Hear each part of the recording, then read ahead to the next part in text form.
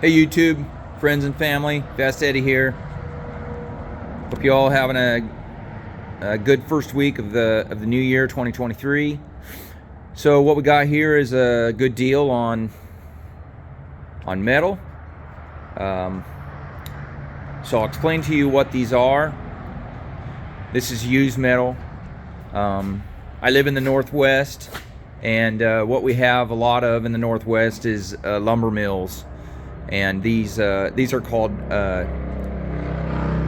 we call them dryer feed rollers. And to be exactly sure of that, I mean, they're rollers that come in a lumber yard that feed things in the yard. And I would assume that it's plywood and lumber, not any kind of large heavy material, because they're a light gauge tubing. You know, I would say maybe 1/8 inch, maybe a little thicker than that. They come in, well, this length was 16 foot, to be exact, 15 foot 6 inches. I'm sure there's a standard width of that the rollers are in the mills.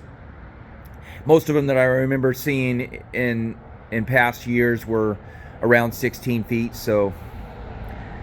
So I bought these from a steel yard.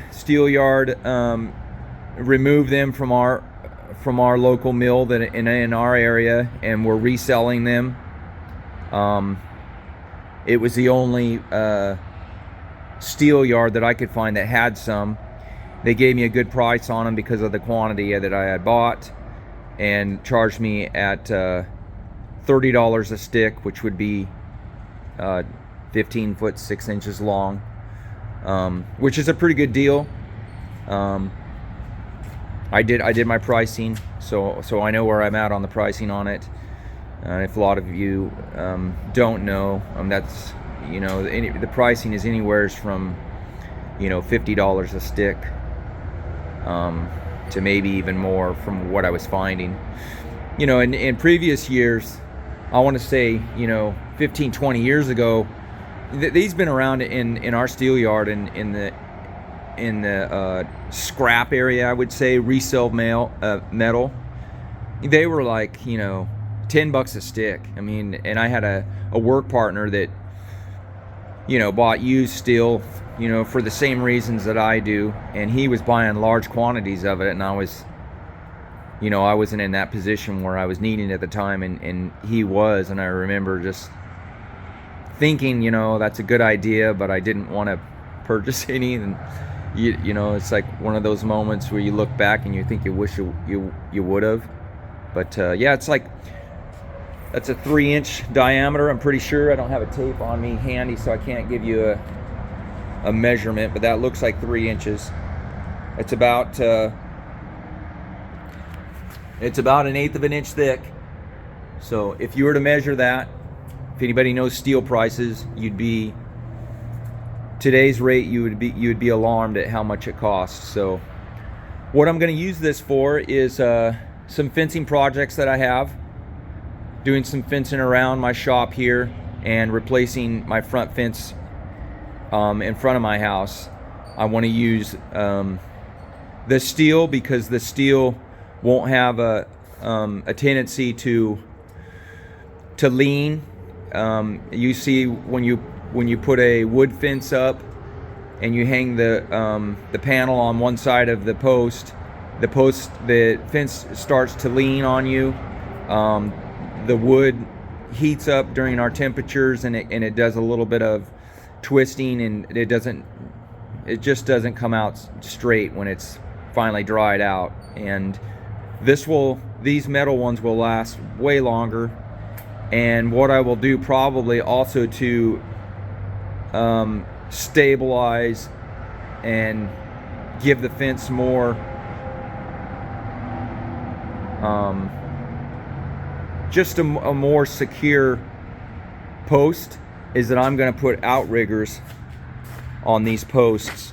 So say, like, if I dig a 2-foot hole, I'll come up, you know, 1 foot 6 inches, and or foot maybe. I'm somewhere's in there, and I'll put a piece of pipe on here, maybe a foot and a half long one way, and then another one another way, and maybe another one another, you know, maybe 4 different ways, 2 different ways. I haven't figured it out yet. That way you dig a hole the size of your pipe, a little bigger than your pipe, and then you come up to the piece of pipe, I call it an outrigger, and you dig a trench. And then when you set this post in the ground, you set it all in concrete. So you'll have a post hole shaft filled full of concrete, and then it comes up to runners, and you'll have trenches that come out filled with concrete. And that gives your footprint of the stable part of that. It makes that post much more stable. So if you're ever mounting a gate off of that post, I'd strongly recommend doing that.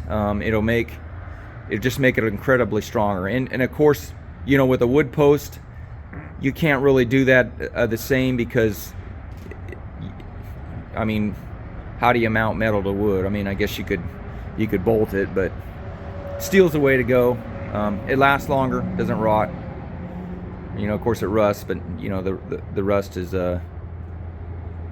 it's gonna probably outlive me. So all right, yeah. I want to talk to you about when you buy posts like this. I have experience with this. So being that pipe is round and smooth, this load is unstable, and it's going to be unstable no matter how you stack it in that truck. So what you need to do is you need to tie it down properly. And what I have come up with over the years of moving steel and buying it, whichever, is that what I do is I stack it up in the truck. Now this is if I don't have a tailgate, or I mean I don't have a way to close off the end. See, I've closed off the front there, so the posts can't go any more forward. But on the end here, I'll lasso it around. So you can see this strap goes all the way around this bundle. Okay? Then you strap that really tight until it's starting to pull together, kind of almost a little bit like a bottleneck here. I mean, you might be able to see that, but it's pulling it up. So all these are tight. They're tight together, okay? They're all tight. Okay, so then what you do after you got that all lassoed up tight, you run a binder forward, and you pull from that line right there. You pull everything forward, okay?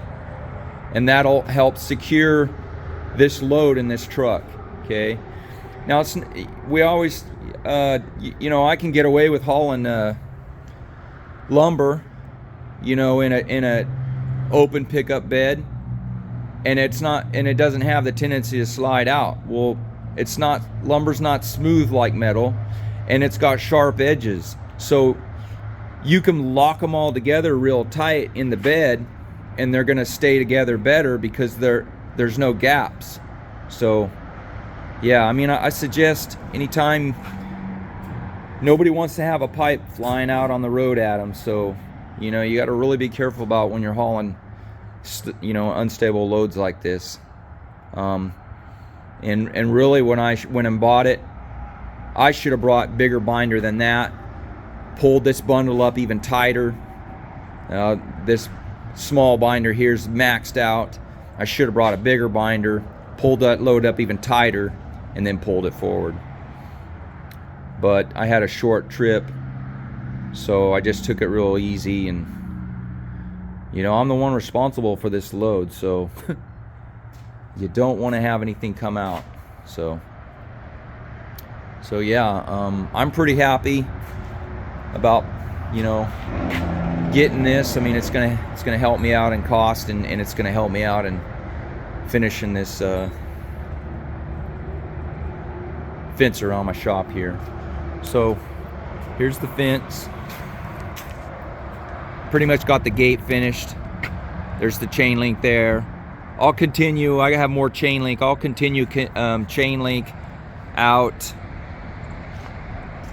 hopefully to that edge out there, you know, to the edge of the building right here. It's not to come to the building, it's to be out there on that grassy edge out there. There's a the bank, that's a bank edge over there. So I want to cover all this perimeter that's flat around the shop and fence. And so that's the plan. Run the chain link that I have left out to that point, and then continue on with field fencing and this pipe that I use. So I'll use pipe on the every so often where there's a turn or a gate, and then I'll use regular T-posts because I'm going to finish it off in regular field fencing. So yeah, I just need to get some gravel hauled in, finish this driveway area. Gate turned out pretty good. I'm pretty happy with how that worked. I got to finish some putting rebar there at the top. Yeah.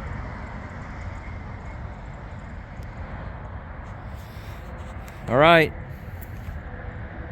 So yeah, we're gonna get to it and try to make some things happen here. All right, guys, have a good one.